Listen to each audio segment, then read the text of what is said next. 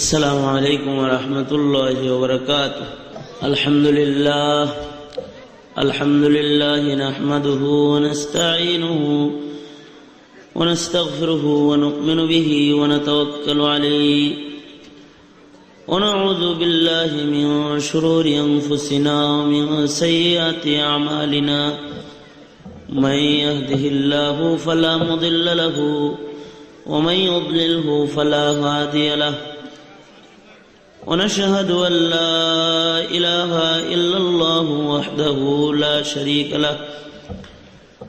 ونشهد أن سيدنا وسندنا وحبيبنا وطبيبنا ومحبوبنا ومرشدنا ومولانا محمدا عبده ورسوله أرسله بالحق بشيرا ونذيرا وداعيا إلى الله بإذنه وسراجا منيرا.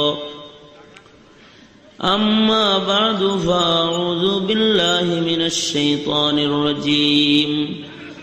بسم الله الرحمن الرحيم. الحمد لله. আয়োজিত মহতী ঐতিহ্যবাহী 2 দিন ব্যাপী তাফসীরুল কোরআন মাহফিলের আজকের দ্বিতীয় রজনী মাহফিলের মোহতারাম সভাপতি, উপস্থিত হযরত বুজুর্গ উলামায়ে কেরাম, সম্মুখপানে সমবেত দিন প্রিয়, ইসলাম প্রিয়, দিনদার ইমানদার মুমিন মুসলমান ভাইরা, বুড়া বাবারা, যুবক ভাইরা, পর্দার আড়ালের মা বোনেরা, বিশ্বজগতের মালিক, বিশ্ব প্রতিপালকের বিশ্ব দরবারে কালিমাতুশ শুকর যে মহান রব্বুল আলামিন আমাদেরকে দয়া করে, মায়া করে, ভালোবেসে রহমতি বরকতি জান্নাতের টুকরা বাগানে ওলামায়ে দ্বীনদের সোহবতে কোরআন ও হাদিসের আলোচনার মাহফিলে আল্লাহ তাআলা আসার বসার তৌফিক দান করেছেন। শুকরগুজার হই, শুকরিয়া আদায় করি, সকলে মুহাব্বতের সাথে পড়ি আলহামদুলিল্লাহ। জবান খুলে আওয়াজ করে সকলে পড়েন আলহামদুলিল্লাহ। হাদিসের ভাষ্যমতে সরকারে দু আলম নবী বলেন, দ্বীনি মজলিসে যেই হাজির হয় আল্লাহ তাআলা তার জিন্দেগীর গুনাহ মাফ করে দেয়। দিল্লির শাহী মসজিদে এক বুজুর্গ ইবাদত বন্দিগি করতেন, যিনি ওনার চেহারার উপরে পর্দা দিয়া, রুমাল দিয়া বুক পর্যন্ত ঢাইকা তারপরে চলাফেরা করতেন। দিল্লির জামে মসজিদের সামনে একটা দোকান, এই দোকানে আল্লাহর ওলি নাস্তা করতেন। নাস্তা করার সময় চেহারার পর্দা সরাইতেন।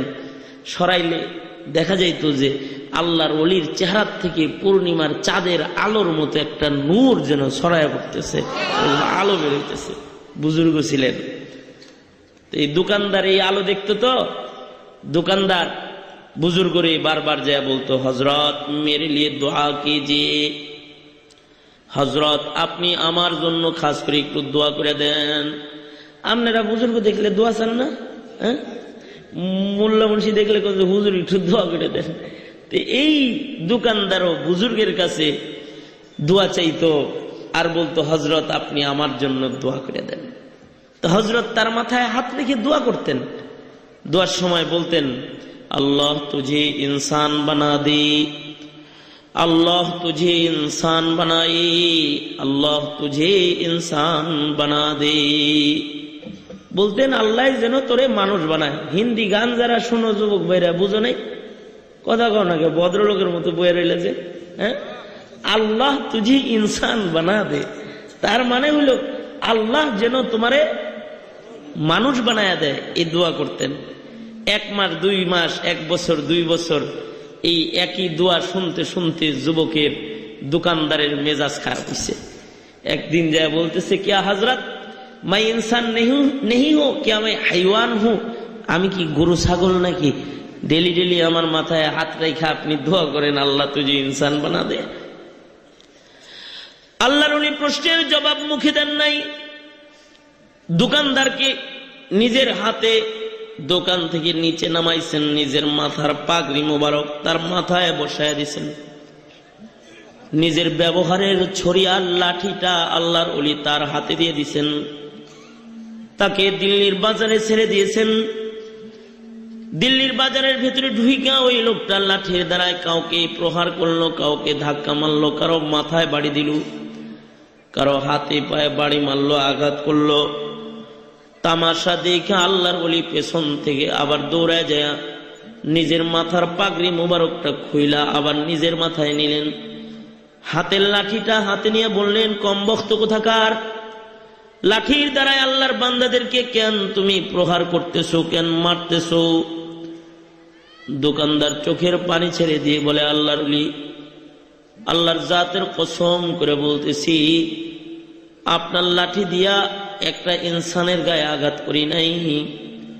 কাউকে সাপের সুরতে দেখলাম, কাউকে কুকুর শুকুর দেখলাম, কাউকে বাঘের সুরতে দেখলাম আমার দিকে আগায় আসতেছি, এমন আকৃতি দেখা তাকে আঘাত করেছি।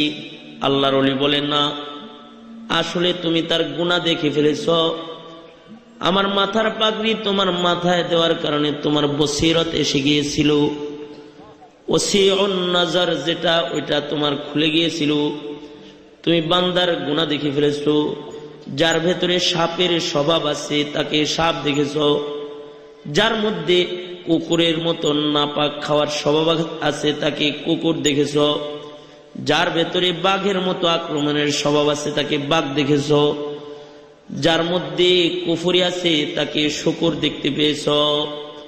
তুমি বান্দার গুনাহ দেখে ফেলেছো, এই কারণেই তো আমি আমার চেহারায় পর্দা দিয়ে চলি।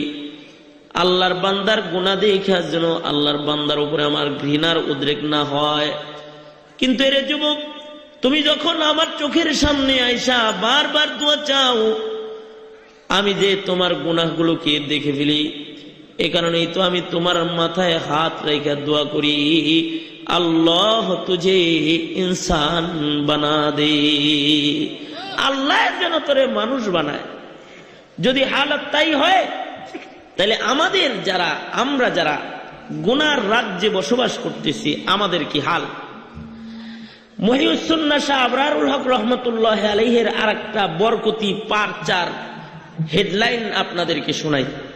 মহিউস সুন্নাহ বলেন, আমরা মুসলমান, আমরা কালিমাধারী, কিন্তু আমাদের কালিমার উপকার আমরা কেন পাই না এবং আমাদের দোয়া কেন কবুল হয় না?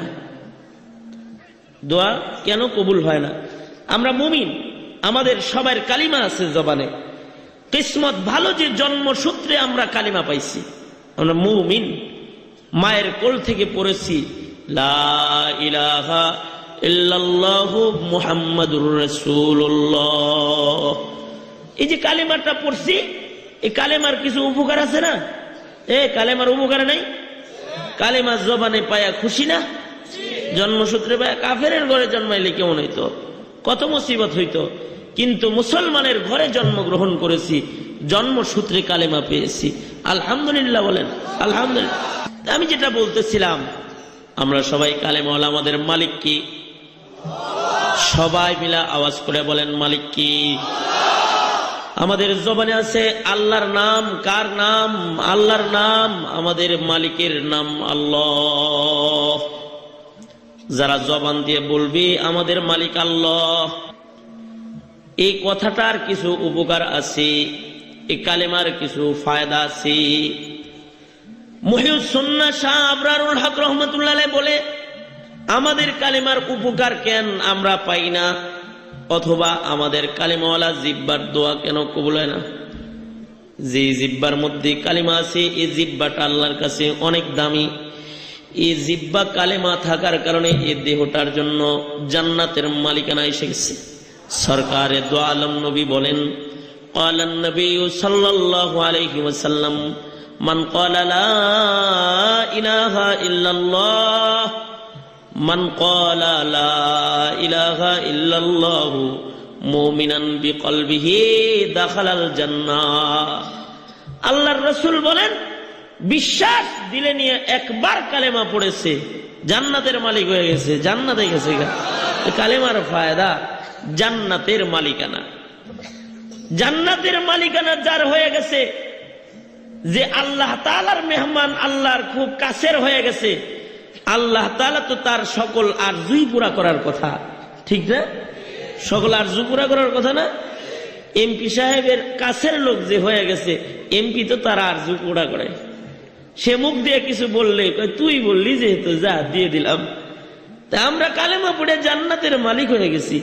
আমরাও তো কিছু চাইলে আল্লাহ তাআলা দেওয়ার কথা, কিন্তু আমাদের দোয়া কি কবুল হইতেছে? কত মাহফিল হইতেছে, কত হুজুররা আপনাদের নিয়ে কান্নাকাটি করতেছে, লক্ষ লক্ষ জনতা বিশ্ব ইজতেমায় এক জায়গায় হয়ে দোয়া করতেছে, তারপরেও কেমন যেন আমাদের দোয়া কবুল হয় না, আমরা আমাদের দোয়ার সুফল যেন চোখে পাই না। এরকম একটা হাল সারা দুনিয়াব্যাপী অশান্তি খালি বাড়তেছে। সরকারে দো আলম নবীর একখানা হাদিস পড়েছি, আল্লাহর রাসূল বলেন, জমিনের হাল যখন বেশি খারাপ হয়ে যাবে তখন ও কালেমাওয়ালা তুমি বেঁচে থাকার চেয়ে মরে যাওয়া ভালো। কে কয় কথাটা? আল্লাহর নবী বলে। কে বলে? জোরে বলেন, কে বলে? আল্লাহর নবী বলি, জমিনের হাল বেহাল হয়ে গেলে, জমিনের মধ্যে অশান্তির সয়লাব এসে গেলে, গুনাহ পাপাচারের ঢল এসে গেলে, এমন কিছু বিষয় যে বিষয়গুলো মুমিনের সামনে আসার আগে এই মুমিন মইরা যাওয়া অনেক ভালো। আল্লাহর রাসূল বলেন, قال النبي صلى الله عليه وسلم قال النبي صلى الله عليه وسلم بادروا ستا بالموت। আল্লাহর রাসূল বলেন, 6 জিনিস তোমাদের সামনে আসার আগে তোমরা মরে যাও। 6 জিনিস আসার আগে মরে যাওয়া ভালো। 6টা জিনিস আল্লাহর রাসূল বলেছে, এগুলো আমাদের মাঝে এসে যাওয়ার আগে আমাদের মৃত্যু অনেক ভালো। 1 নাম্বার, ইমরাতাস সুফাহা। আল্লাহর রাসূল বলেন, আখিরি জামানায় এক সময় অযোগ্যরা নেতা হয়ে যাবে, এমনকি জারজ সন্তান নেতা হয়ে যাবে। অযোগ্য নেতৃত্ব ঘাড়ে চাপার আগে মরে যাওয়া ভালো। 2 নাম্বার, ওয়াকাসরাতাশ শুরাত। আল্লাহর নবী বলেন, পুলিশ বেশি হয়ে যাবে। পুলিশ বেশি হয়ে গেলে পুলিশরা অপরাধ দমন না করে লালন পালন শুরু করবে। যখন পুলিশ খুব বেশি হয়ে যাবে তখন বেঁচে থাকার চাইতে মরে যাওয়া অনেক ভালো। কারণ পুলিশ গঠন করা হয় অপরাধ নিয়ন্ত্রণ করার জন্য অথবা গুনাহগারকে ধরার জন্য। বেশি পুলিশ হওয়ার কারণে পুলিশ অপরাধীকে না ধইরা অপরাধীরে পাহারা দেওয়া আরম্ভ করবে। দমন না করে বাহিনী তখন লালন শুরু করবে। যেমন আজ থেকে 15 বছর আগে যখন নতুন নতুন বাহিনী ছিল না, সরকারে তো আলম নবী বলেন, অযোগ্য নেতৃত্ব তোমাদের কাঁধে চাপার আগে মুমিন তুমি মরে যাও, কারণ অযোগ্য নেতৃত্ব আসলে তুমি অপরাধের রাজ্যে পড়ে যাবা, তোমার দোয়া কবুল হবে না। 2 নাম্বার, পুলিশ বেড়ে যাওয়ার আগে মরে যাও। তাকায় দেখেন 15 বছর আগে যখন বাহিনী কম ছিল, দমন কমিশন ছিল না, অনেক কিছুই কম ছিল, কিন্তু অপরাধও কম ছিল, খুনাখুনি কম ছিল, মারামারি কম ছিল, জেনা ব্যভিচার কম ছিল, উলঙ্গপনা কম ছিল। কিন্তু এখন বাহিনীও বাড়ছে, জেনা ব্যভিচারও বেড়েছে, অপরাধও বেড়ে গেছে। তার মানে হলো সরকারে দো আলম নবী বলেন, বাহিনী বাড়বে, বাহিনী গঠন হবে নিয়ন্ত্রণের জন্য, কিন্তু বাহিনী তখন দমন না করে লালন পালন শুরু করবে। এমন সমাজ আসার আগে তোমরা মরে যাও, এমন সমাজ আসার আগে তুমি মরো। 3 নাম্বার, ওবাইয়া আল হুকমি, বিচারকের বিচার বিক্রির আমল চলে আসবে। হাকিমের হুকুম টাকায় বিক্রি হবে। এটা আদালত থেকে শুরু করে নিম্নমানের বিচার পর্যন্ত, গ্রামগঞ্জের বিচার পর্যন্ত টাকার বিনিময়ে বিচারকের নির্দেশ বিক্রি হয়ে যাবে। যখন এই আমল চলে আসবে তখন অপরাধীরা খালি উপরের দিকে উঠতে থাকবে, অপরাধী অপরাধ করতেই থাকবে, করতেই থাকবে। ওই সময়ে একজন মুমিন বেঁচে থাকার চাইতে, কথা বলেন, মরে যাওয়া ভালো, কারণ অপরাধ প্রবণতা তখন বাড়বে। হাকিমের হুকুম বিক্রির আমল আসার আগেই তুমি মরে যাও। মদিনাওয়ালা বলে, মদিনাওয়ালা সরকারে দো আলম নবী বলতেছেন, হাকিমের হুকুম বিক্রির আমল আসার আগে মরে যাও। 4 নাম্বার, ওয়া ইস্তিগফাফাম বিদ্দাম, রক্তের মূল্য নষ্ট হয়ে যাবে। পাখির রক্তের দাম থাকবে, ইনসানের রক্তের দাম থাকবে না।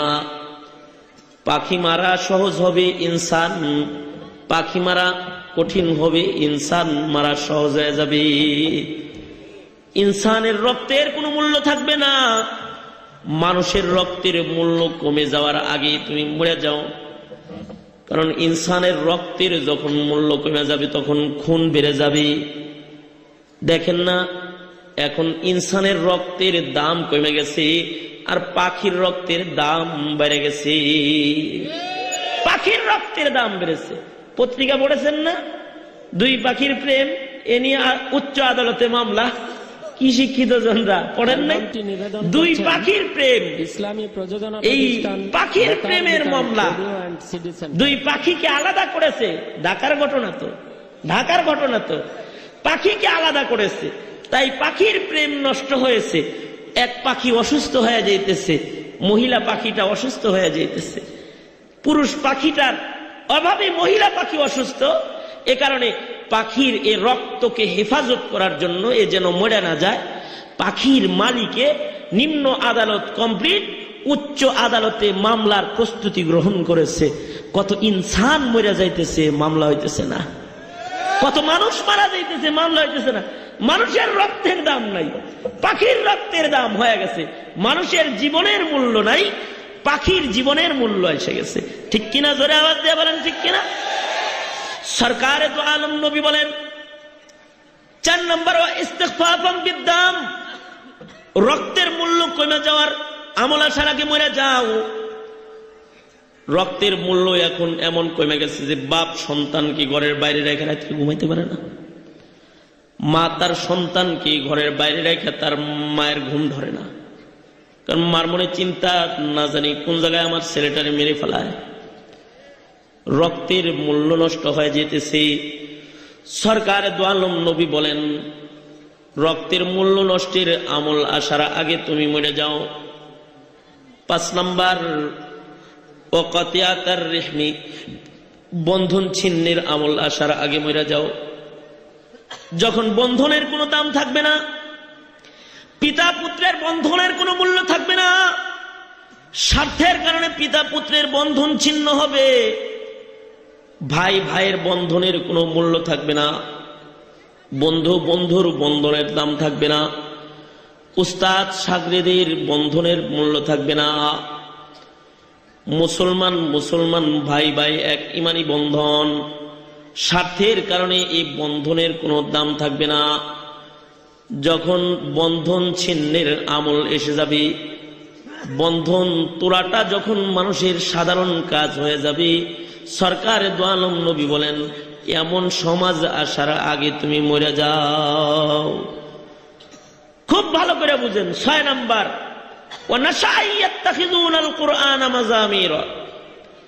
কোরআনকে মানুষ গান বাজায় শোনাটা পছন্দ করবে। দেখেন না, বাদ্যযন্ত্রের মাধ্যমে এখন শরীয়ত মারফত শুনে মানুষ মজা পায়।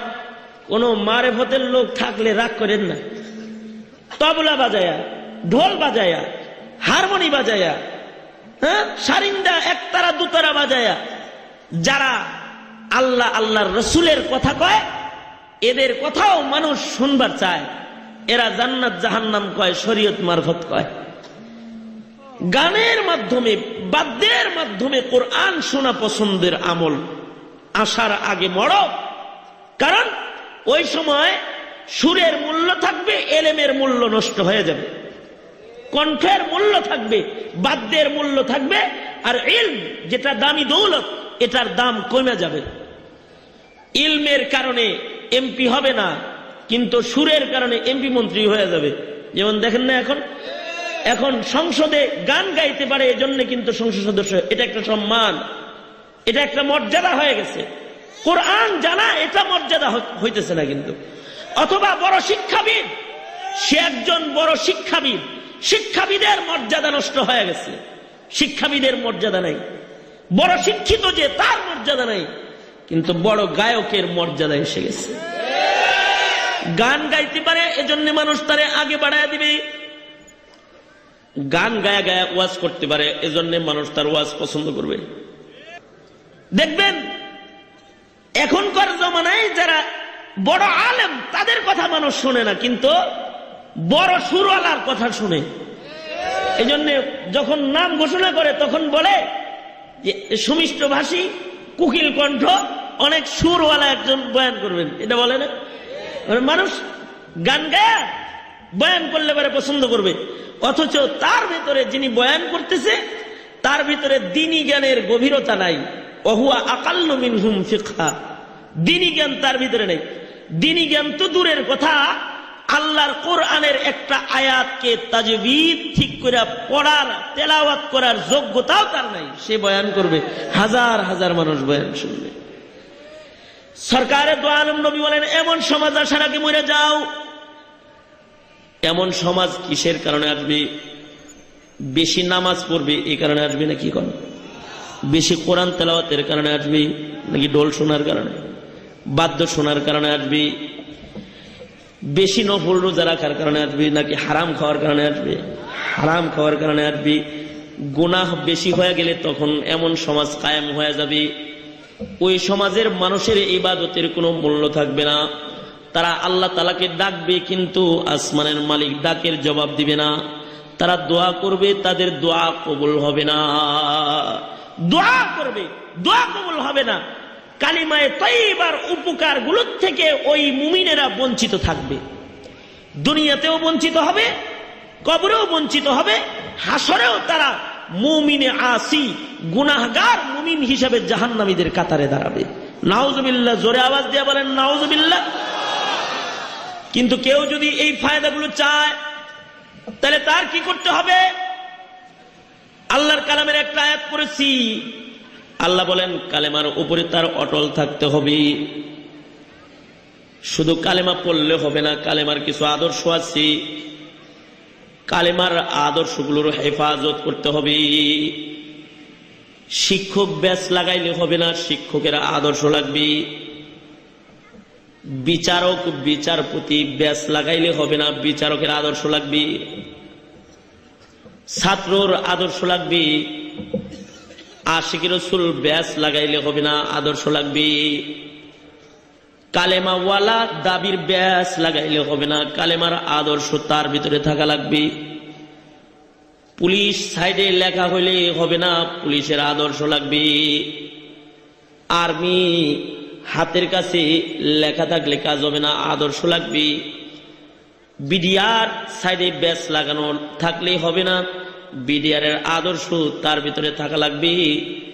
যার মধ্যে আদর্শ নাই তার আসলে দাম নাই। কালেমা জবানে থাকলে হবে না, কালেমার আদর্শ তার জিন্দেগিতে থাকতে হবে। যদি কালেমার আদর্শ একটা মুমিনের জিন্দেগির ভিতরে থাকে তখন ওই মুমিন কোন দোয়া করলে আসমানের মালিক আল্লাহ তাআলা দোয়া করতে দেরি হবে, পূরণ করতে আর দেরি করবে না। সুবহানাল্লাহ। সে যদি কোনো কসম করে ফেলে, লাউ আকসামা আলাল্লাহি লা আবাররাহ, সে কোনো কসম করলে আসমানের মালিক আল্লাহ তার কসম পুরা করে ফেলবে। সে কোনো দাবি করলে তার দাবিটাও আসমানের মালিক আল্লাহ নিজে পূরণ করে দিবে। যেরকম পয়গম্বররা দোয়া করলে কবুল হয়েছে, পয়গম্বররা কোনো দাবি করলে আসমানের মালিক সে দাবি পূরণ করেছে।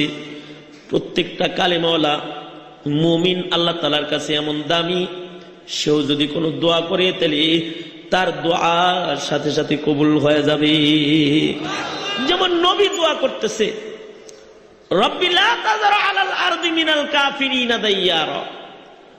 ওনার জবান, এই জিহ্বাটা এত দাম, এই দামি জিহ্বার কাছে আল্লাহ তাআলার সৃষ্টি জগতের মূল্য আল্লাহর কাছে নাই। এ কারণে আল্লাহ তাআলা মহাপ্লাবন দিয়ে গোটা দুনিয়াকে পানির নিচে দিয়ে দিচ্ছেন। জিহ্বার দাম কদর দানই করছেন।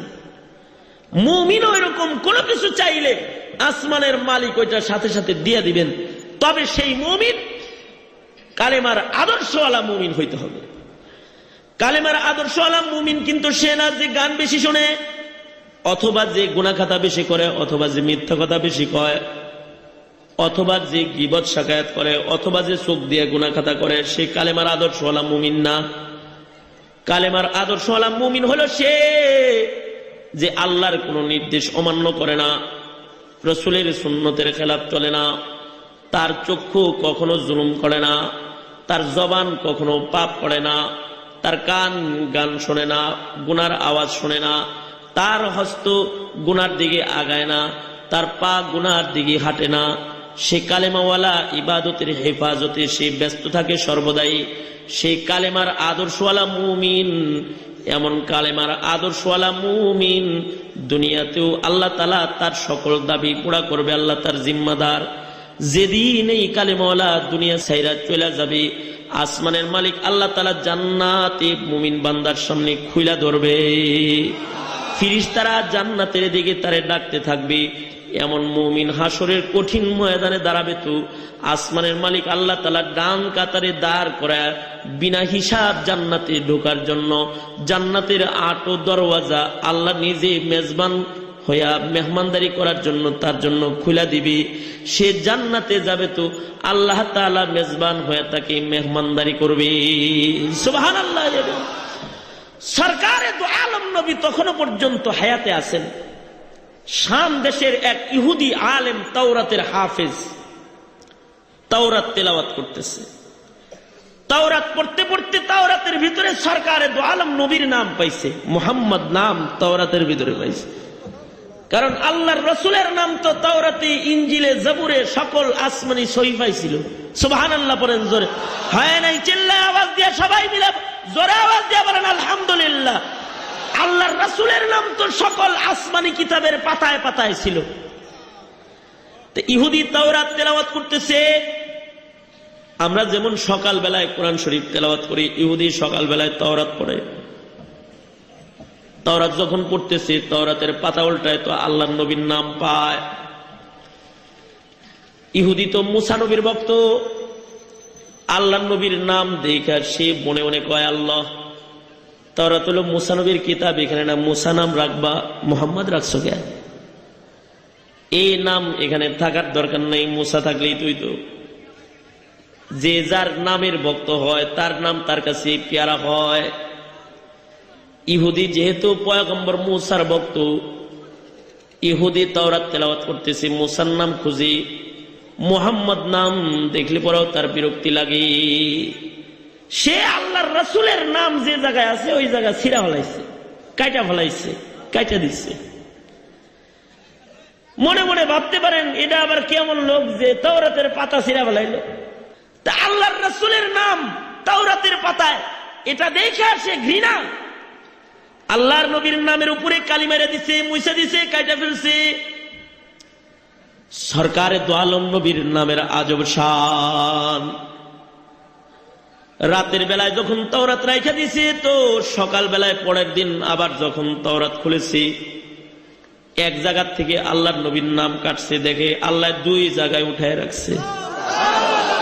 আরো জোরে আওয়াজ দিয়া বলেন আল্লাহু আকবার। চিল্লায় জোরে আওয়াজ দিয়া বলেন আল্লাহু আকবার। এক জায়গা থেকে আল্লাহর নবীর নাম কাটছে, দেখে 2 জায়গায় উঠে রইছে।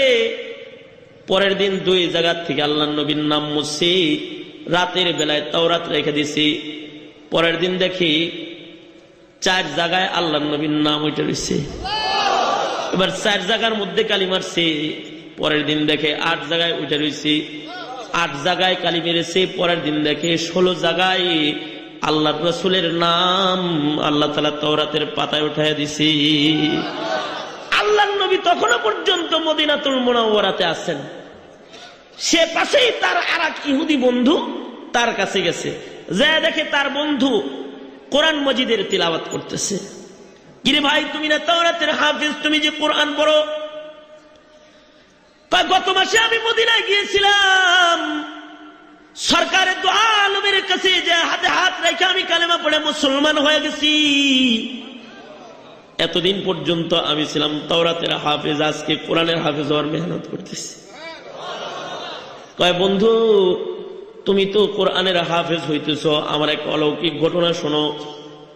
কয় আমি তাওরাতের পাতার ভেতরে মুসা নবীর মোহব্বতে মুহাম্মদ নামটা একবার মুছছিলাম, পরে দেখি 2 বার উঠে গেছে। পরের দিন 2 বার মুছছি, 2 জায়গায় মুছছি, দেখি 4 জায়গায় উঠে গেছি। 4 জায়গায় মুছছি, দেখি 8 জায়গায় উঠে গেছি।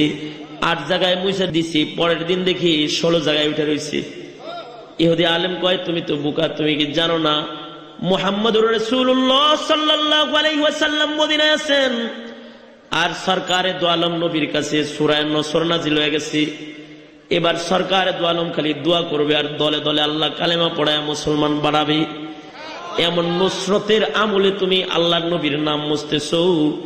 এইভাবে যদি তুমি মুছতে থাকো আর মুছতে থাকো, তাহলে ওই দিন বেশি দূরে না যে গোটা তাওরাতের সকল আয়াত উইটা শুধু মুহাম্মদ নাম দিয়া তাওরাত আল্লাহ বড়ায় ফেলবে। মুসামুসি বাদ দাও, মুসামুসি বাদ দাও। যে নামের এত অলৌকিকত্ব দেখলা, ওই নামটা, ওই নামের কালিমাটা দিলের ভিতরে বসাও, জান্নাতের মালিক হয়ে যাইবা। সুবহানাল্লাহ। যাও, কালিমাটা দিলের ভিতরে বসাও, জান্নাতের মালিক হয়ে যাইবা। আলোচনা শুনে সরকারে দু আলম নবীর মোহাব্বত তার ভিতরে নাড়াচাড়া দিছে। সে সামদেশ থেকে এবার সরকারে দু আলমের বাড়ির দিকে মদিনার দিকে রওনা দিয়ে দিছে, মদিনাতুল মুনাওয়ারার দিকে রওনা দিছে। ঘর থেকে বের হইছে, 7-8 দিনের রাস্তা। সেও ঘর থেকে বের হইছে, আর এদিক দিয়ে আল্লাহর রাসূলের ওয়াফাত হয়ে গেছে, আল্লাহর নবীর ইন্তেকাল হয়ে গেছে। সে মদিনায় ঢুকতে ঢুকতে ততক্ষণে আল্লাহর নবী দাফনও হয়ে গেছে। আল্লাহর নবীর কাছে যায় কালেমা পড়ে মুসলমান হবে, কিন্তু আল্লাহর নবী কবর জগতে শুয়ে পড়ছে। সরকারে দু আলম নবীর রওজার পারে যায় সে দাঁড়াইছে, দাঁড়ায় সরকারকে সালাম দিয়ে কাঁদতেছে আর বলতেছে, আল্লাহর নবী, আপনার নামের অলৌকিকত্ব দেখা, আপনার চেহারা দেখা, আপনার হাতে হাত রেখা কালেমা পড়তে আসলাম, আর আপনি কিনা আমাকে রাইখা চলে গেলেন গা, আমি আপনারে পাইলাম না। হযরত আলী রাদিয়াল্লাহু আনহু রওজা থারের পাশে দাঁড়ায় রইছেন।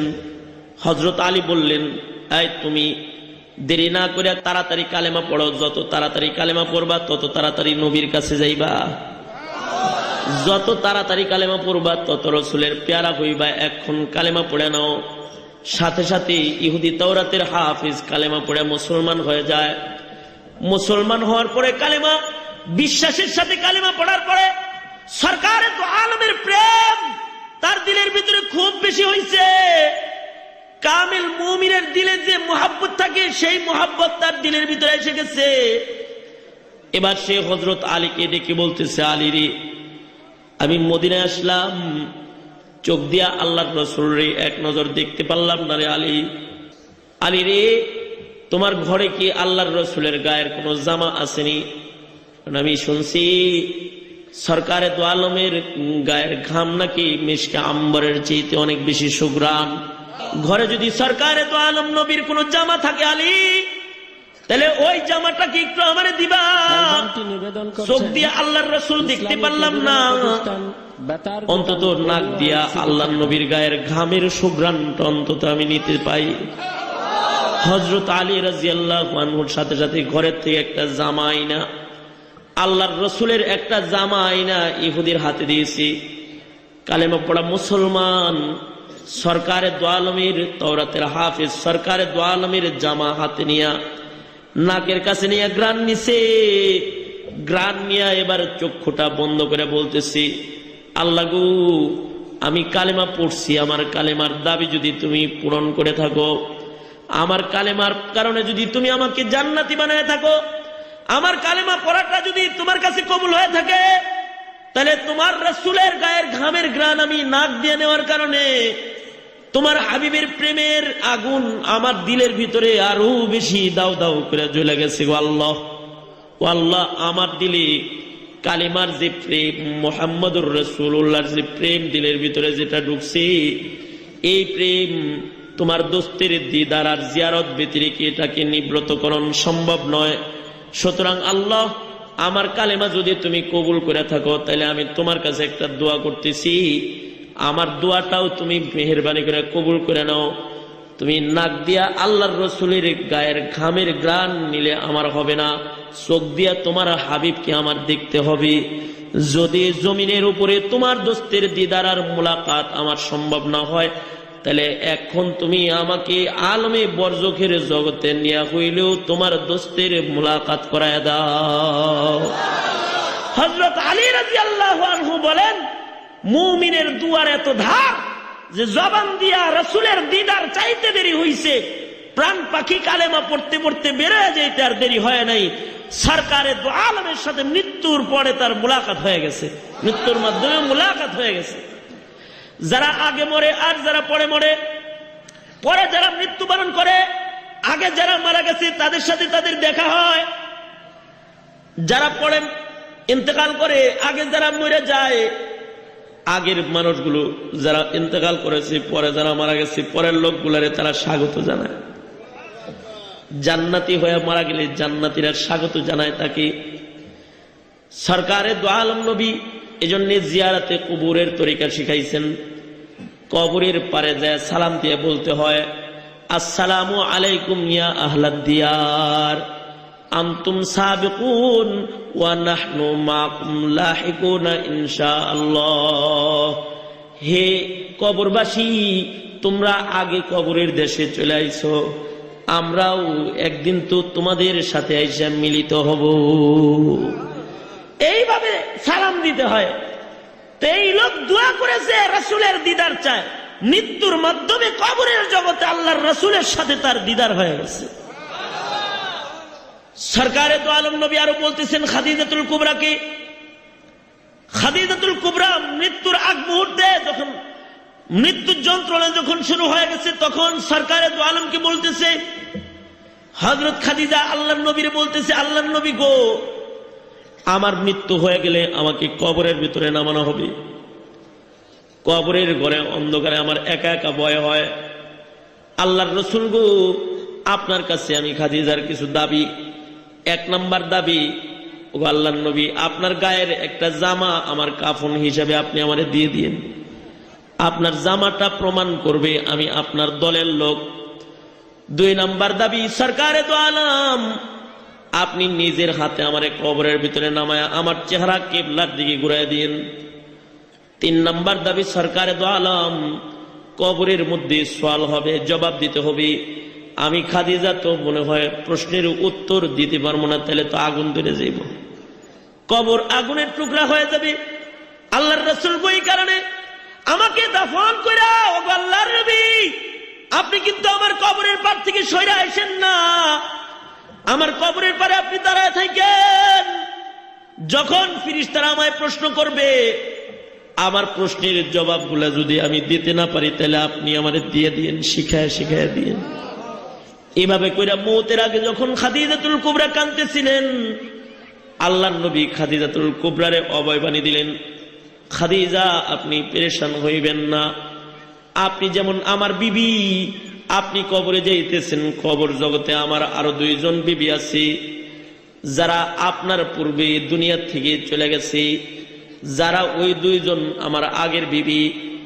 এই দুইজন বিবির সাথে আপনিও আমার সাথে জান্নাতে থাকবেন, আমার ওই দুই বিবিরাও জান্নাতে আমার সাথে থাকবে।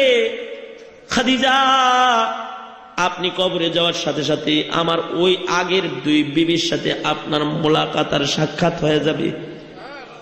আপনি যখন সাক্ষাৎ পাইবেন, তখন খাদিজাতুল কুবরা আপনি আমার সালামখানি আমার ওই দুই বিবিরে আপনি পৌঁছায় দিন। আল্লাহর নবী খাদিজাকে অভয় বাণী দিয়ে শোনাইতেছে, চিন্তা নাই, আমার আগের দুই বিবিও জান্নাতে গেছে, আপনিও তাদের সাথে জান্নাতে যায় মোলাকাত করবেন। সুবহানাল্লাহ, আপনি আমার সালাম তাদের পৌঁছায় দিন। হযরত খাদিজাতুল কুবরা বলে, সরকারে দু আলম, আমি ছাড়া তো আমার আগে আপনি কোনো বিবাহ করেন নাই, আপনার আগের দুই বিবাহ কে কোত্থেকে আসলো? সরকারে দু আলম নবী বলেন, আগের জমানার দুইজন এমন নারী আছে যারা কালেমার উপরে অটল থাকার কারণে আল্লাহ তাআলা তাদের শুধু জান্নাতি দেয় নাই, জান্নাতের ভিতরে তাদের স্বামী হিসাবে আমাকে আল্লাহ তাআলা তাদের দান করেছে। তারা কারা? একজন হলো হযরত আসিয়া, ফিরআউনের নির্যাতন ভোগ করার পরেও কালেমার থেকে সরে দাঁড়ায় নাই। নির্যাতনের কারণে আসিয়ার জবান থেকে কালিমা যায় নাই, আসিয়ার দিল থেকে আল্লাহ আল্লাহর নবীর মোহাব্বত যায় নাই। কালেমার উপরে আসিয়া অটল থাকার কারণে আল্লাহ তাআলা কালেমার ইস্তেকামতের বরকতে আসিয়াকে শুধু জান্নাতি দেয় নাই, আসিয়া জান্নাত চাইছে। রব্বিবনিলি বাইতান ফিল জান্নাহ, আল্লাহ আপনি আমাকে জান্নাতে ঘর দান করেন। আল্লাহ কয় কালেমায় অটল রইলা, তোমার পুরস্কার শুধু জান্নাত দেয়া হয় না, তোমাকে আমি জান্নাতের স্বামী হিসেবে আমার দোস্তকে দান করলাম। সুবহানাল্লাহ। আরেকজন হইলেন হযরতে মারিয়াম ইবনে ইমরান, হযরত ঈসা আলাইহিস সালামের মা হযরত মারিয়াম। ইনিও কালিমায় অটল থাকার কারণে উনাকেও আল্লাহ তাআলা আল্লাহর রাসূলের বিবির মর্যাদা দান করেছেন। আল্লাহর রাসূল বলেন এই দুইজনের সাথে আল্লাহ তাআলা আমার বিবাহ পড়ায় দিয়েছেন, আমি জান্নাতের ভেতরে এদেরকেও স্ত্রী হিসেবে পাবো। তাই আপনি কবরে যাওয়ার সাথে সাথে এদের সাথে মুলাকাত হয়ে গেলে আপনি আমার সালাম তাদের কাছে পৌঁছায় দিন। সুবহানাল্লাহ জোরে বলেন। আমি বুঝাইতে চাইলাম যে আগে যারা যায় পরে যারা যায়, পরের গ্রুপের সাথে আগের গ্রুপের দেখা হয়। নতুন মুসলমান কালেমা পড়ে দোয়া করতেছে, আল্লাহ তোমার হাবিব আগে গেছে, আমি তোমার হাবিবের পিছে পিছে যায় এখন দেখা করবার চাই, আমার লয়ে যাও। একজন কালেমাওয়ালার জিব্বা আল্লাহর কাছে এত দাম, দোয়া করতে দেরি হয়েছে, কবুল হইতে দেরি হয় নাই। আর আমরা দোয়া করি, আমাদের দোয়া কবুল হয় না, কারণ তারা জবান দিয়ে দোয়া করলে নগদ দোয়া কবুল হয়েছে। আমরা গুনাহ করতে করতে কালেমার আদর্শ থেকে দূরে যাইতে যাইতে আমাদের জিব্বা এরকম দুর্বল বানাইছি যে আমরা ডাক দেই, আমাদের ডাকের জবাব হয় না। আমরা দোয়া করি কিন্তু আমাদের দোয়া কেমন যেন কবুল হয় না। ঠিক কিনা? জোরে আওয়াজ দিয়ে বলেন ঠিক কিনা? মুসলমান তো আগের চাইতে বেশি। এখন বাংলাদেশে 15-16 কোটি প্লাস মুসলমান, সারা পৃথিবীতে 150 কোটি মুসলমান, কিন্তু মুসলমানদের দোয়া কেমন যেন কবুল হয় না। মুসলমানরা নির্যাতনের শিকার, সারা পৃথিবীতে মুসলমানরা কাফের মুশরিকের খেলনার পাত্র হয়ে গেছে। ঠিক কিনা? জোরে আওয়াজ দিয়ে বলেন ঠিক কিনা? জোরে আওয়াজ। মুসলমানরা কাফের মুশরিকের খেলনার পাত্র। কারণ কি? মুসলমানরা তাদের জবান অচল করে ফেলেছে। যেই জবানের খুব পাওয়ার, অ্যাটমিক শক্তির চাইতে যে জবানের পাওয়ার বেশি, পারমাণবিক শক্তির চাইতে মুসলমানের জিহ্বার পাওয়ার অনেক বেশি, যে আল্লাহর কাছে কিছু চাইলে আল্লাহ দিবেন, সেটা এখন আর আসতেছে না। ঠিক কিনা? জোরে আওয়াজ দিয়ে বলেন ঠিক কিনা? কারণ কি? আসে না কেন? আসে না এই কারণে আমরা কালেমা পড়েছি কিন্তু কালেমার উপরে আমাদের অটলতা নাই। ঠিক নেই? কালেমা পড়েছি, কালেমার উপরে আমাদের অটলতা নাই। আমরা কালেমা পড়েছি কিন্তু 5 ওয়াক্ত নামাজের হেফাজত আমরা করি না। আমরা কালেমা পড়েছি, নজরটার হেফাজত আমরা করি না। আমরা কালেমা পড়েছি, কানটার হেফাজত আমরা করি না। আমরা কালেমা পড়েছি, হালাল হারামের তমিজ আমরা এখন আর করি না। আমরা কালেমাওয়ালা, সুন্নতের উপরে আমাদের কোনো গুরুত্ব নাই। আমরা কালেমাওয়ালা, আল্লাহর নির্দেশ আমরা মানি না। সঙ্গত কারণে আমাদের জিহ্বা যেন অচল হয়ে গেছে। বেশি দূরে যেতে হবে না, 500 বছর আগের মানুষ যদি কোনো দোয়া করছি, তাহলে 500 বছর আগের মুসলমানদের আমল ভালো ছিল।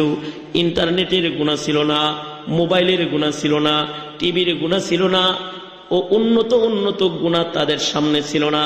এই কারণে 500 বছর আগের দিকেও তাকায় নজর করে দেখি, ওই মুসলমানরাও কোনো দোয়া করলে আসমানের মালিক আল্লাহ তাআলা সাথে সাথে দোয়াটা কবুল করে নিছে। সুবহানাল্লাহ। সাথে সাথে দোয়া কবুল হয়েছে। ওই যে এক বুজুর্গ আল্লাহর ওলি, তিনি মরুপ্রান্তর দিয়ে যাইতেছেন, মরুপ্রান্তর দিয়ে যাইতেছেন আল্লাহর ওলি। এমন আল্লাহর ওলি যিনি 27 বছরের ভিতরে জামাত ব্যতিরেকে নামাজ পড়ে নাই। কালেমার উপরে কত অটলতা যে 27 বছরের ভিতরে জামাত ছাড়া নামাজ পড়ে নাই আল্লাহর ওলি। আল্লাহর ওলি যাইতেছেন 27 বছরের ভিতরে তিনি কিন্তু জামাত ব্যতিরেকে নামাজ পড়েন নাই। এমন মুসলমান আছে যারা 27 বছরের ভিতরেই নামাজ পড়ে নাই। আর ওই বুজুর্গ কালেমার উপরে এমন অটল যিনি 27 বছরের ভিতরে জামাত তরক করে নাই। মরুপ্রান্তর দিয়ে যাইতেছেন, মরুপ্রান্তরের মাঝখানে উনি একা, বড় একা, আর কোন মুসলমান সাথে নাই। ঠিক ওই সময় নামাজের ওক্ত হয়ে গেছে। এবার আল্লাহর ওলিকে নামাজ পড়তে হবে আজকে 27 বছর পরে জামাত ছাড়া, যেহেতু একা, আর কোন মুসলমান নাই। আল্লাহর ওলি এখন একা একা নামাজ পড়বেন। 27 বছর ধরে উনি জামাতে নামাজ পড়েন, কালেমার অটলতা। ওনার চোখ দিয়া পানি গড়ায় গড়ায় পড়তেছে আর কাঁদতেছে, এক জায়গায় বসে বসে কাঁদতেছে, নামাজের প্রস্তুতি নিতেছে আর কাঁদতেছে। তার কান্নার আওয়াজ দূরে চলে যেতেছে। কাঁদতেছে কারণ 27 বছর পরে আজকে তার একা একা নামাজ পড়তে হবে, জামাতে নামাজ সে পড়তে পারতেছে না, এই কারণে কাঁদতেছেন। তার কান্নার আওয়াজ শুনে পাহাড়ের পাশে কিছু রাখাল ছাগল চড়াইতেছিল। ধুতি পরা ওই রাখাল গুলা তাড়াতাড়ি বুজুর্গের কাছে আসছে। আয়সা আল্লাহর ওলিকে বলতেছে, আল্লাহর ওলি আপনি কান্দেন কেন? আল্লাহর ওলি বলে, 27টা বছর হয়ে গেছে জামাত ছাড়া আমি নামাজ পড়ি না। আজকে এমন জায়গায় নামাজের ওক্ত হয়ে গেছে যে জামাতের কোনো সাথী আমার সাথে নাই। 27 বছর পরে জামাত বিহীন নামাজ আমি পড়বো, এই জন্য কাঁদতেছি, আফসোসে কাঁদতেছি। আল্লাহর ওলি জামাতের মুহাব্বতে আফসোসে যখন কাঁদে দিছে, তার চোখের সামনের কাফের রে আল্লাহর সাথে সাথে মুসলমান বানাইতেছে।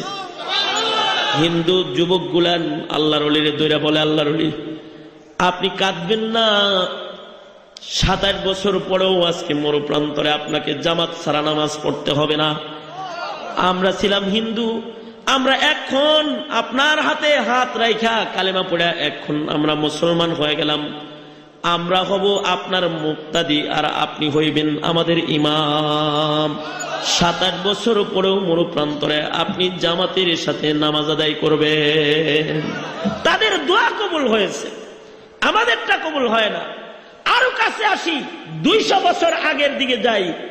কারি ইব্রাহিম রহমতুল্লাহ আলাইহির পীর ভাই আনোয়ার শাহ কাশ্মীরি রহমতুল্লাহ আলাইহি, আনোয়ার শাহ কাশ্মীরি যিনি মুফতি রশিদ আহমদ গঙ্গুহি রহমতুল্লাহ আলাইহির মুরিদ ছিলেন। আনোয়ার শাহ কাশ্মীরি কত বড় আলেম ছিলেন! এত বড় আলেম ছিলেন যাকে বলা হইতো মাকতাবাতুন আযীমাতুন হাইয়াতুন নাতিকাতুন, জিন্দা চলতি ফিরতি একটা লাইব্রেরি, একটা কুতুবখানা। তার মানে দারুল উলুম দেওবন্দের যত কিতাব আছে সকল কিতাব আনোয়ার শাহ কাশ্মীরির মুখস্থ ছিল। সুবহানাল্লাহ, আর আস্তে কোন সুবহানাল্লাহ, জোরে বলেন সুবহানাল্লাহ। এই সব কিতাবাদি মুখস্থ যার আনোয়ার শাহ কাশ্মীরি, কিতাব মুখস্থ। ব্রেনটা কিরকম? কোনো কিছু একবার পড়লে পরে 40 বছর মনে থাকছে। কারণ আপনি করতে 80 বছর মনে থাকে, সুবহানাল্লাহ পড়তে কষ্ট লাগে। জোরে কোন সুবহানাল্লাহ, জোরে বলেন সুবহানাল্লাহ। কোন জিনিস একবার পড়লে পরে 40 বছর এটা ইয়াদ থাকছে। আনোয়ার শাহ কাশ্মীরি এত বড় আলেম। আনোয়ার শাহ কাশ্মীরি মুরিদ ছিলেন মুফতি রশিদ আহমদ গঙ্গুহি রহমতুল্লাহ আলাইহি। এত বড় আলেম, এত বড় শিক্ষিত হয়েও তার কি আবার মুরিদন লাগে? হ্যাঁ লাগে। শিক্ষা হইলে হয় না, মুরব্বী লাগে। আপনার চাইতে বড় শিক্ষিত হইল আপনার ইবলিস। আপনার যে ইবলিসটা আপনার সাথে আছে এটা আপনার চাইতে বেশি শিক্ষিত। আপনি যদি 8-এর ছাত্র হন তাহলে আপনার ইবলিস 9-এ পড়ে। আপনি যদি 9-এ পড়েন তাহলে আপনার ইবলিসটা ক্লাস 10-এ পড়ে। আপনি যদি ক্লাস 10-এর ছাত্র হন সে মেট্রিক পাস, আর আপনি মেট্রিক পাস আপনার ইবলিস আয়ে পাস, আপনি আয়ে পাস আপনার ইবলিসটা হইল বিএ পাস। ইবলিস যখন ইবলিস নিয়োগ দেয় এরকম শিক্ষা টিক্ষা দেয়, নিয়োগ দেয়। যার শিক্ষা যেরকম তার সাথে শিক্ষিত শিক্ষিত ইবলিস নিয়োগ দিয়ে থাকে। আপনি যদি এমএ পাস হন তাহলে আপনার ইবলিস হলো ডবল এমএ।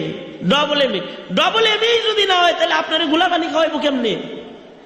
বুঝেন নাই কথাটা? কথা বুঝেন নাই? আনোয়ার শাহ কাশ্মীরি রহমতুল্লাহ আলাইহি আলেম, এত বড় আলেম যে ওনার কাছে ডক্টর ইকবাল যখন গেল তখন ইকবাল ছিল নাস্তিক। ইকবাল আনোয়ার শাহ কাশ্মীরির সোহবতের বরকতে তিনি ওলি হয়েছেন, ওনার সোহবতের বরকতে। এবং আগে লিখতেন কবিতা একরকম, আর আনোয়ার শাহ কাশ্মীরির সোহবতে যাওয়ার পরে কবিতার রং পাল্টাইছে, এবার কবিতা ভিন্ন রকম লিখতেছে।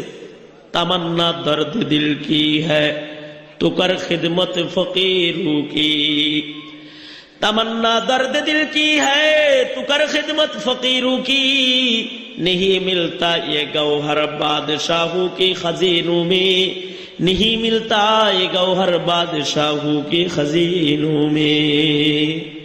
তোমার যদি আসলে দিল ঠান্ডা করবার চাও তাহলে আলেমের কাছে যাও, কারণ আলেমের কাছে যা পাইবা ওইটা কিন্তু তুমি বাদশার দরবারে পাইবা না। কারণ আলেমের কাছে আছে ইলম, আলেমের কাছে ইলম আছে, আর বাদশার কাছে মাল আছে। ইলমের দাম বেশি না মালের দাম বেশি? জোরে আওয়াজ করে সবাই মিলা বলেন, ইলমের দাম বেশি না মালের দাম বেশি? ইলমের দাম বেশি। কারণ কি? ইলম হলো মিরাসুল আম্বিয়া, আর মাল হলো কারুনের মিরাস। ইলম হলো পয়গম্বরদের মিরাস, আর মাল হলো কারুনের মিরাস। ইলম পয়গম্বরদের মিরাস হওয়ার কারণে আমরা দুনিয়ার মাটিতে মালওয়ালারে বড় চেয়ার দিই। হাসরের কঠিন ময়দানে আল্লাহ তাআলা পয়গম্বরদের সাথে আলেমদের চেয়ার ফিট করে দিবে। সুবহানাল্লাহ, জোরে চিল্লায়া জোরে বলেন সুবহানাল্লাহ। হাসরের ময়দানে নবী রাসূলরা যেই কাতারে বসবে, ওয়ারেসে নবী আলেমদেরকে সেই কাতারে বসতে দেওয়া হবে। কারণ তাদের কাছে ইলম আছে। এই কারণে ইলমের দাম বেশি না মালের দাম বেশি? ইলমের দাম, ইলমের দাম বেশি। কারণ ইলম পয়গম্বরদের মিরাস। ইলমের দাম বেশি। ইলম থাকলে পরে দোস্ত বাড়ে, আর মাল থাকলে পরে দুশমন বাড়ে। মাল থাকলে কি বাড়ে জোরে বলেন? যার কাছে মাল বেশি আছে তার দুশমন বেশি আছে, আর যার কাছে ইলম বেশি আছে তার দোস্ত বেশি আছে। হাফিজি হুজুরের কাছে ইলম ছিল, এই জন্য দোস্ত বেশি ছিল। শেখুল হাদিস আল্লামা আজিজুল হকের কাছে ইলম ছিল, এই জন্য দোস্ত বেশি ছিল। রাজনৈতিক দোস্ত না এটা, আসলে কিন্তু ইলম থাকার কারণে দোস্ত বেশি। মুফতি আমিনীর দোস্ত রাজনৈতিক দোস্ত না, বড় আলেম, এই জন্য দোস্ত বেশি, জানা যায় লোক বেশি। ইউসুফ নিজামী রহমতুল্লাহ আলাইহি মরে গেছে, দোস্ত বেশি। বগুড়া শহর অচল হয়ে গেছে। চরমনার আল্লাহর কুতুব মরে গেছে, বরিশাল অচল হয়ে গেছে, দোস্ত বেশি। কারণ ইলম থাকলে পরে দোস্ত বাড়ে, আর মাল থাকলে পরে দুশমন বাড়ে। মালের দাম বেশি নাকি ইলমের দাম বেশি? মাল যত পুরান হয় তত নষ্ট হয়, ইলম যত পুরান হয় তত বেশি দাম বেড়ে যায়। ইলম যত পুরান হয় অত এটা ওজনদার হয়ে যায়। আল্লাহু আকবার বলেন, জোরে বলেন আল্লাহু আকবার। আনোয়ার শাহ কাশ্মীরির কাছে তো ইলম আছে, এত বড় আলেম। শুধু কি আলেম না, আবার রশিদ আহমদ গঙ্গুহির সোহবত উঠায়া তিনি আত্মার চোখ খোলা বুজুর্গ, বসিরতওয়ালা বুজুর্গ। রাস্তা দিয়ে যাইতেছেন, এক হিন্দু যুবকের উপরে নজর পড়ে গেছে।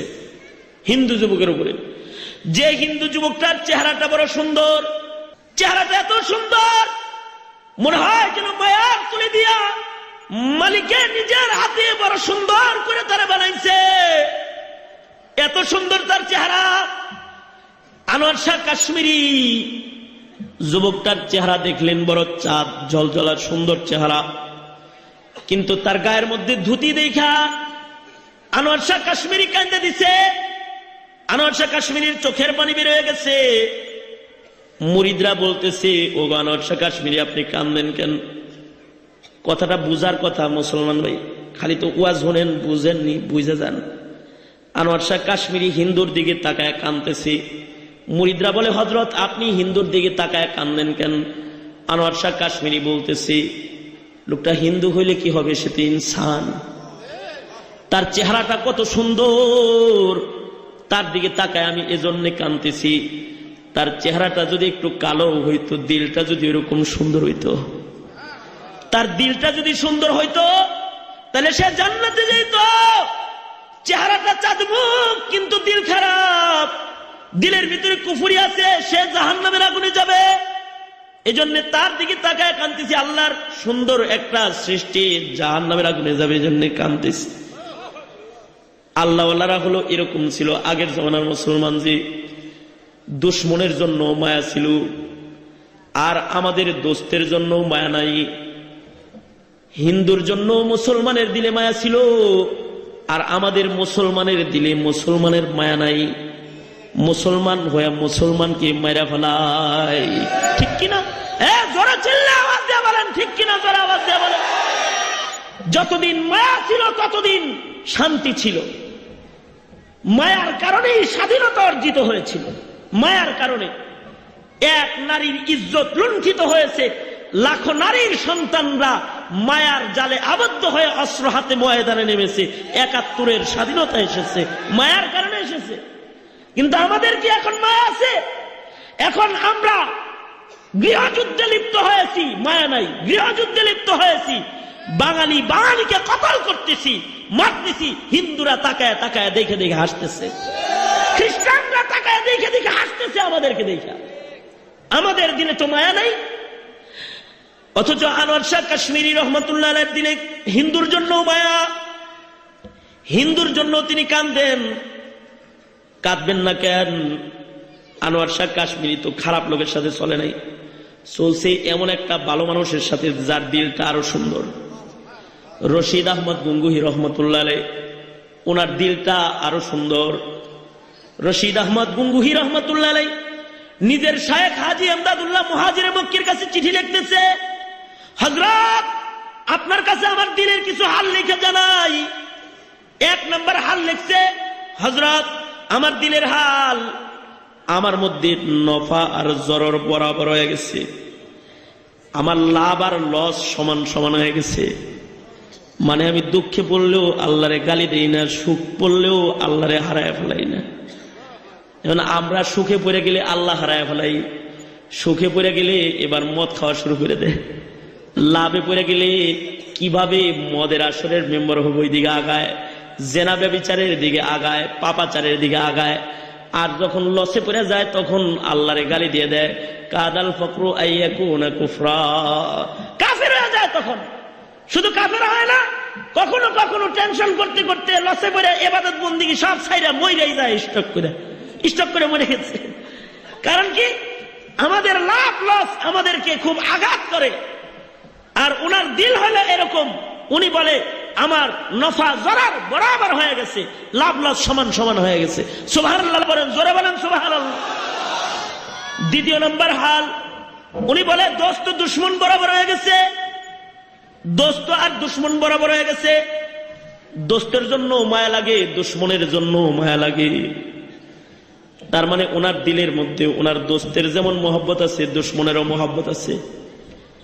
যেমন আল্লাহর রসুলের দিলের মধ্যে দুশ্মনের মহব্বত আছে। রাস্তা দিয়ে যাইতেছে, একদিন দেখে কাটা নাই, কয় দুশ্মন অসুস্থ দেখতে গেছে। আল্লাহু আকবার একজনে কইলেন, কে? জোরে বলেন আল্লাহু আকবার, চিল্লায় আওয়াজ দিয়ে বলেন আল্লাহু আকবার, জোরে বলেন আল্লাহু আকবার। সরকারে দু আলমের দিলের ভিতরে দুশ্মনের মায়া আছে। রাস্তায় কাটা নাই, তাহলে দুশ্মন অসুস্থ, দুশ্মন দেখতে গেছে। রশিদ আহমদ গঙ্গুহি কয়, আমার দিল দোস্ত আর দুশ্মন বরাবর হয়ে গেছে। আমার দোস্তের জন্য মায়া লাগে, দুশ্মনের জন্য মায়া লাগে। কারণ কি? দোস্তের দ্বারায় উপকার হয়, দুশ্মনের দ্বারায় উপকার হয়। দোস্তের দ্বারায় অপকার হয়, দুশ্মনের দ্বারায় যেমন অপকার হয়, দোস্তের দ্বারায়ও অপকার হয়। কিছু কিছু দোস্ত অপকার করে।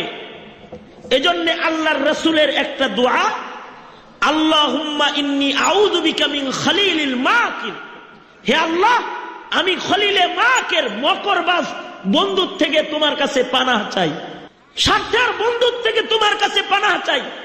স্বার্থের বন্ধুর দল পরিবর্তন হইতে পারে, কিন্তু নিঃস্বার্থ বন্ধুত্ব জিন্দেগিতে কোনোদিন পরিবর্তন হইতে পারে না। স্বার্থের বন্ধু নিজের দোস্তের দোষকে প্রকাশ করতে পারে, নিঃস্বার্থ বন্ধুত্ব দোষকে কোনোদিন প্রকাশ করবে না। এ কারণে দোস্তও অপকারী হয়। এজন্য আল্লাহর নবী দোয়া করতেন, আল্লাহুম্মা ইন্নী আউযু বিকা মিন খলিলিল মাকির, ওগো আল্লাহ মকরবাজ বন্ধুর থেকে আমি তোমার কাছে পানাহ চাই। সাহাবীরা জানবার চায় মকরবাজ বন্ধু আবার কি? আল্লাহর নবী কয়, মকরবাজ বন্ধু হইল হাসানাতকে দাফন করে ফেলবে, সাইয়্যাতকে প্রকাশ করে দিবি। হাসানাত নেক কাজকে গোপন করে ফেলাবে, আর গুনাহকে প্রকাশ করে দিবি। যেমন দেখেন না, আমরা যারা দাওয়াত ও তাবলীগের কাজ করি, আত্মসমালোচনা করতেছি, তারা পীর মুরিদিওয়ালাকে দেখতে পারি না।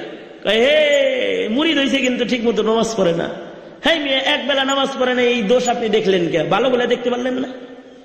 আর যারা পীর মুরিদি করে, দাওয়াত তাবলীগ ওয়ালারে যদি দেখে যে বাজারে ঘুরতেছে জামাতের টাইমে, কয় চিল্লা লাগাইছে কিন্তু নামাজ পড়ে না, হ্যাঁ মিয়া সারা মাস নামাজ পড়লো, এটা দেখতে পারলেন না। এই হুজুর মানুষ কিন্তু জমাতে নামাজ পড়লো না রে।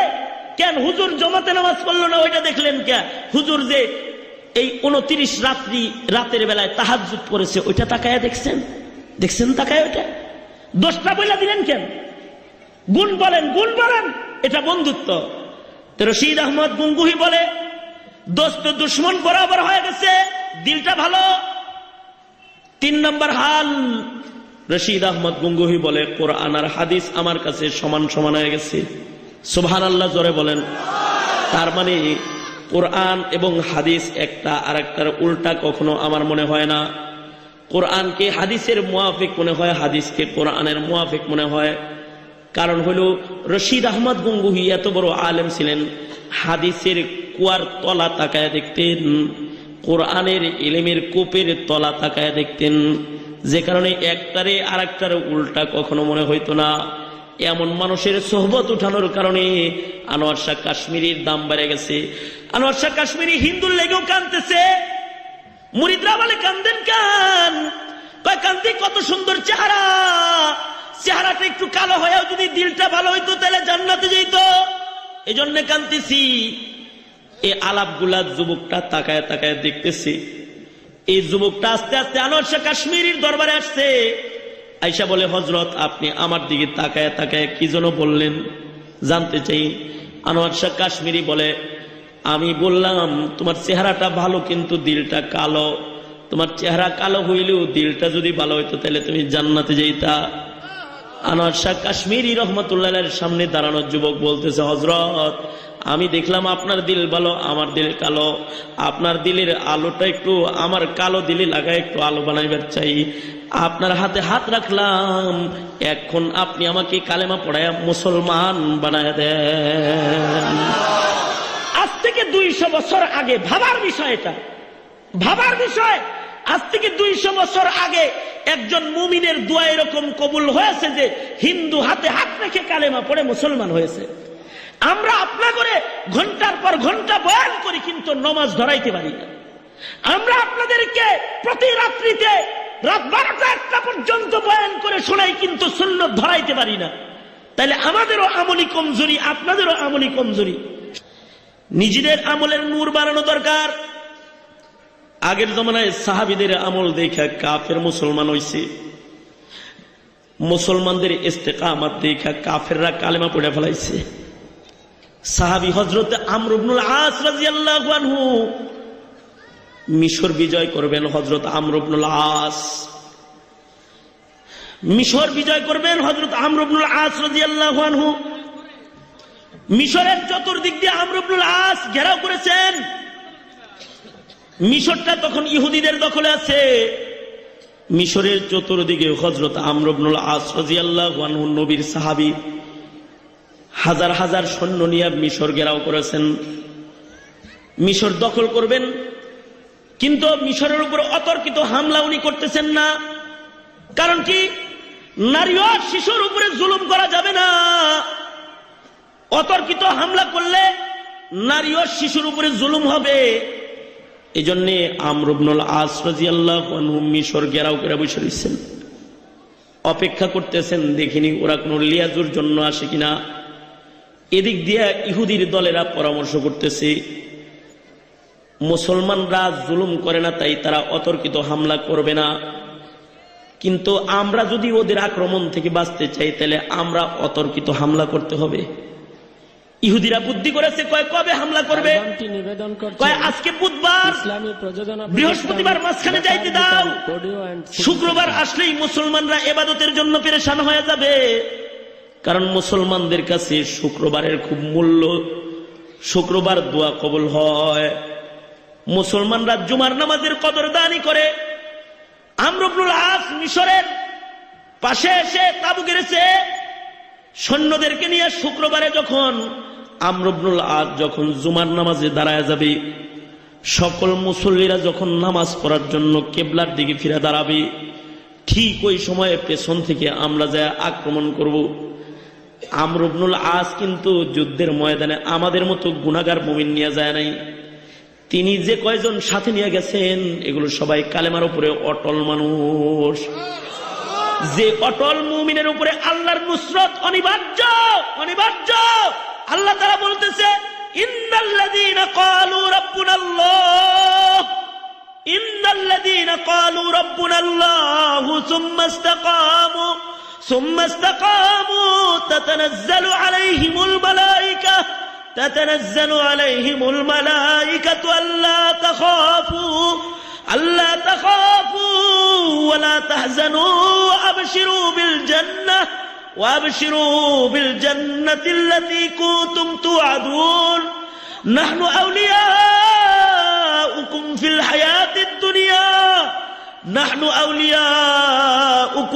হায়াতিদ দুনিয়া ওয়া ফিল আখিরাহ ওয়া লাকুম ফীহা মা তাশতাহি আনফুসুকুম ওয়া লাকুম ফীহা মা তাদউন নুজুলাম মিন গফুরির রহিম। যারা কালেমার উপরে অটল এদেরকে মদদ দেওয়ার দায়িত্ব কার? জোরে বলেন। চিল্লা আওয়াজ দিয়া জোরে বলেন কার? আর জোরে আওয়াজ দিয়া জোরে বলেন মদদ করার দায়িত্ব কার? আল্লাহর। আমর ইবনুল আস রাদিয়াল্লাহু আনহু এমন কিছু কালেমাওয়ালার সাথে নিয়ে গেছেন যারা কালেমায় অটল। জুমার নামাজের আজান হয়ে গেছে, মুসলিম শিবির থেকে সকলে বের হয়ে জুমার নামাজ পড়ার জন্য নামাজের কাতারে দাঁড়ায় গেছে। জুমার নামাজ পড়ার জন্য নামাজের কাতারে দাঁড়াইছে। ইমামতির দায়িত্ব পালন করতেছেন হযরত আমর ইবনুল আস রাদিয়াল্লাহু আনহু। আমর ইবনুল আস কিন্তু স্টিকারওয়ালা আশিক রাসূল না, ক্যাপওয়ালা আশিক রাসূল না, আশিক রাসূল ক্যাপ এরকম আশিক রাসূল না, দেয়াল টাইটিংওয়ালা আশিক রাসূল না, অথবা ব্যানার র্যালিওয়ালা আশিক রাসূল না। আমর ইবনুল আস এমন একজন আশিক রাসূল যিনি সত্যিকারের আশিক রাসূল, সত্যিকারের আশিক রাসূল, যিনি সরকারে দু আলমের কৃত্রিম নাক ভাঙতে দেয় নাই, নিজের তাজা নাক দিবার যায়। এই আমর ইবনুল আস সেদিন আবার জেরুজালেম বিজয় করতেছিলেন। জেরুজালেমের চৌরাস্তায় যায় উনি দখল করে ফেলেছেন। জেরুজালেমের চৌরাস্তা পর্যন্ত যুদ্ধ করতে করতে চলে গেছেন। খ্রিস্টানদের সাথে যুদ্ধ হইতেছে। খ্রিস্টানদের জেরুজালেমের চৌরাস্তায় খ্রিস্টানদের একটা মূর্তি বানানো ছিল, ঈসা নবীর একটা মূর্তি, যে মূর্তির কাছে তারা যা পূজা করত। জেরুজালেমের চৌরাস্তায় ঈসা পয়গম্বরের একটা মূর্তি বানানো ছিল। যেদিন আমর ইবনুল আস রাদিয়াল্লাহু আনহু জেরুজালেমের চৌরাস্তা পর্যন্ত চলে গেছেন, সকালবেলায় দেখা গেল ঈসা নবীর মূর্তির নাক কারা যেন ভাঙিয়া লয়ে গেছে গা। খ্রিস্টানরা অপবাদ দিল যে মুসলমানরা যুদ্ধ করতে করতে এখানে এসেছে, আমর ইবনুল আস এবং তার লোক ছাড়া এই কাজ কেউ করে নাই। এবার খ্রিস্টানরা খবর পাঠাইল, আমর ইবনুল আস, তোমার সেনা দলের ভেতর থেকে যে আমাদের নবীর নাক ভেঙেছে, ঈসা নবীর মূর্তির নাক যে ভেঙেছে তাকে আমাদের হাতে সোপর্দ করো। যদি আমাদের হাতে সোপর্দ তোমরা না করো তাহলে কিন্তু আমরা প্রতিশোধ নেব। আমর ইবনুল আস খুঁজে দেখলেন মুসলমানরা এই অন্যায়টা করে নাই। তারা বলে কিভাবে প্রতিশোধ নিবা? কয় এইভাবে প্রতিশোধ নিব যে আমরা জেরুজালেমের চৌরাস্তায় মুহাম্মদ নামে একটা মূর্তি বানাবো। মুহাম্মদ নামে একটা মূর্তি বানায়া মুহাম্মদ মূর্তির নাকটা আমরা ভাঙ্গা ঈসা মূর্তির নাক ভাঙার শোধ নিব। এই খবরটা আমর ইবনুল আসের কাছে আসলো। আমরা 150 কোটি মুসলমান দুনিয়ায় থাকার পরে তোর রাসূলের নামে কৃত্রিম ছবি পর্যন্ত নির্মাণ করেছে কাফেরেরা। জোরে আওয়াজ দিয়া বলেন নাউজুবিল্লাহ। এ মুসলমান দর্দে দিল নিয়ে জোরে চিল্লায় বলেন নাউজুবিল্লাহ, জোরে বলেন নাউজুবিল্লাহ। আমর ইবনুল আসের কাছে খবর আসছে যে খ্রিস্টানরা রাসূলের নামের মূর্তি বানাইবার চায়। আমর ইবনুল আস রাদিয়াল্লাহু আনহু খ্রিস্টানদের কাছে পত্র পাঠিয়ে দিলেন, সাবধান, মুহাম্মদ নামে কোন মূর্তি তোমরা বানায়ো না। নাক ভাঙ্গায় যদি নাক ভাঙার প্রতিশোধ নিতে হয় তাইলে আমি মুসলিম সেনা দলের সেনাপতি আমর ইবনুল আস লিখিত দিতেছি, আমি নিজের হাতে তোমাদের নবী ঈসার নাক ভেঙেছি। যদি নাক দিয়া নাকের প্রতিশোধ তোমরা নিতেই চাও তাহলে আমি আমর ইবনুল আসকে জেরুজালেমের চৌরাস্তায় দাঁড় করায়া আমার তাজা নাকটা তোমরা কাইটা লয়ে যাও, কিন্তু সরকারে দু আলমের নাক কিন্তু তোমরা বাইও না। খ্রিস্টানরা আনন্দিত হয়ে গেল, হায় হায়, মুসলিম দলের সেনাপতির নাক যদি ভাঙ্গা যায় এর চাইতে বড় সফলতা কি আর আছে নাকি? ডেট করা হইল, আমর ইবনুল আসের নাক কাটা হবে। 2.5 লক্ষ 3.5 লক্ষ খ্রিস্টান এক জায়গায় হয়ে গেল। স্টেজ করা হইল, বিরাট বড় স্টেজ করা হইল, আমর ইবনুল আসের নাক কাটা হবে। মুসলিম শিবিরে কান্নার রোল পড়ে গেছে, নবীর সাহাবীর নাক কাটা যাবে রে। মুসলিম শিবিরে কান্নার রোল, কিন্তু একজনের মুখে হাসি আর হাসি। সে হাসি মুখে জেরুজালেমের চৌরাস্তার স্টেজের দিকে যাইতেছে।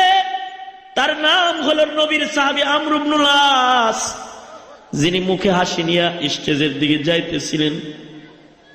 কারণ তিনি হাসতেছিলেন এই জন্য তিনি জানেন আজকের নবীর ইজ্জত বাঁচাইতে যায় যদি আমি আমর ইবনুল আস আমার তাজা নাকটা কাইটা ফেলাইতে পারি, আর হাসরের কঠিন ময়দানে যদি আমার এই নাক কাটা টুকরাটা নিয়ে আল্লাহর নবীর সামনে খালি আমি দাঁড়াইতে পারি, তাহলে সরকারের দু আলম নবীর শাফাআত আমার থেকে আর দূরে চলে যেতে পারবে না।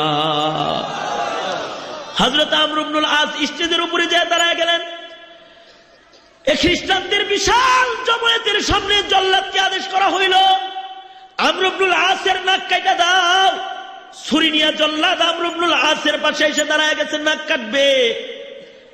আমর ইবনুল আস হাসি মুখে নবীর জন্য তাজা নাকটা কুরবানি দিতেছে, তাও রাসূলকে তিনি বেইজ্জতি হইতে দিবে না।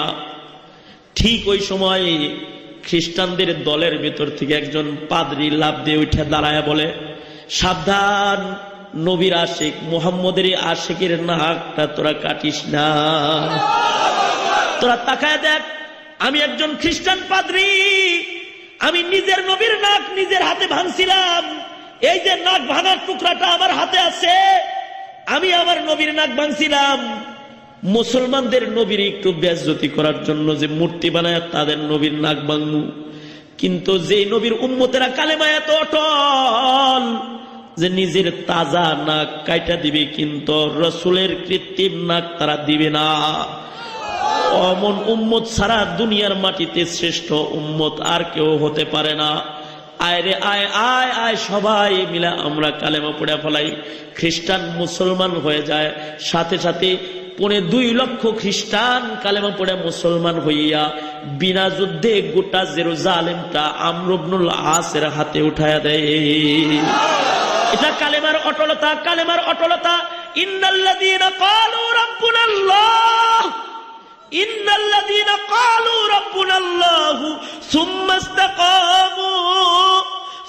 ইসতাকামু তাতানাজ্জালু আলাইহিমুল মালায়েকা তাতানাজ্জালু আলাইহিমুল মালায়েকাতু আল্লা তাখাফু ওয়া লা তাহজানু ওয়া আবশিরু বিল জান্নাহ وابشروا بالجنة التي كنتم توعدون نحن أولياؤكم في الحياة الدنيا।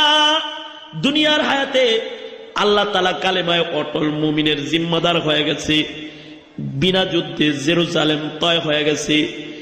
এই আশিক রাসূল আমর ইবনুল আস আজকে মিশরের পাশে ইমামতিতে দাঁড়ায় গেছে।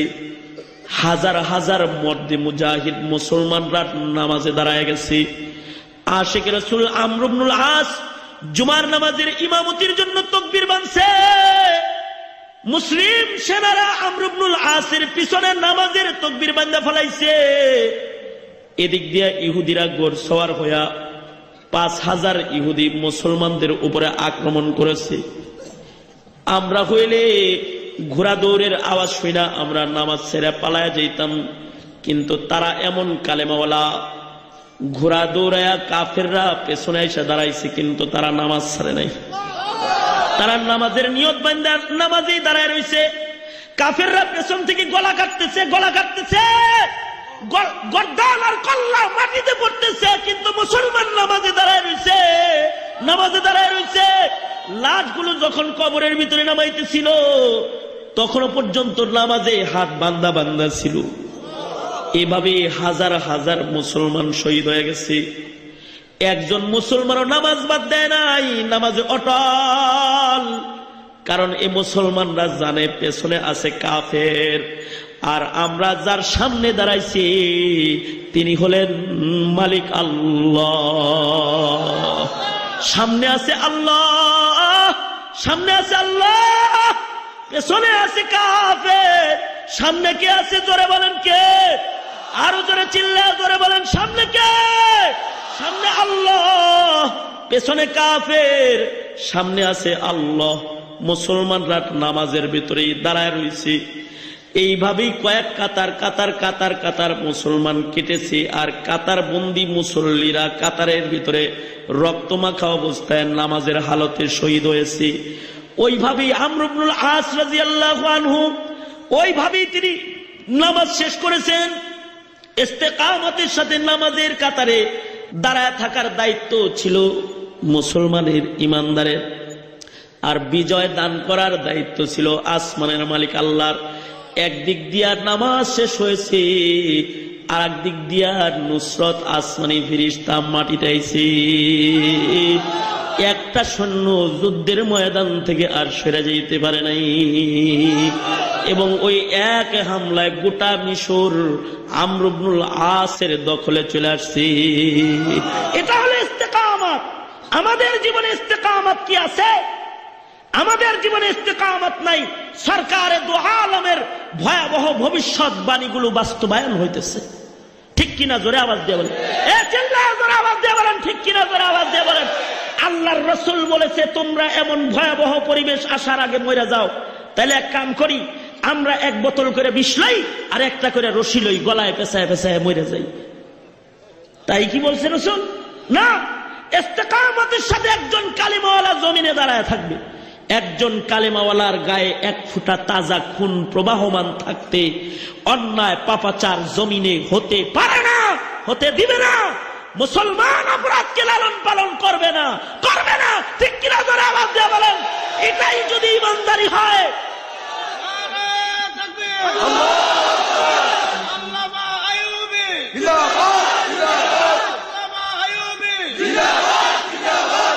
এটাই যদি ইমানদারি হয়, তাহলে আজকের দুদিন ব্যাপী তাফসীর মাহফিলে কাউরাইদের মুসলমান যুবকেরা তোমরা কি শপথ নিতে পারবে না যে তোমরাও নামাজের হেফাজত করবে?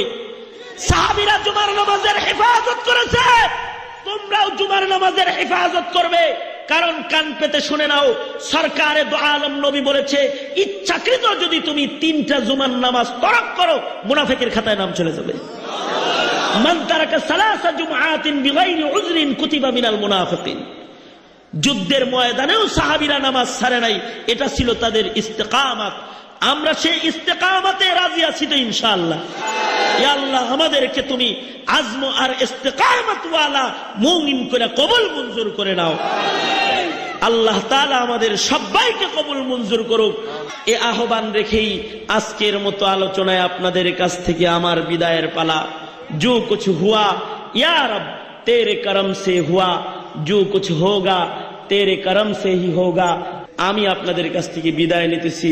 দোয়া চাই, দোয়া করি আল্লাহ তাআলা জিন্দেগিতে যেন বরকত দান করেন, ইস্তেকামত দান করেন। আসসালামু আলাইকুম ওয়া রাহমাতুল্লাহি ওয়া বারাকাতুহু।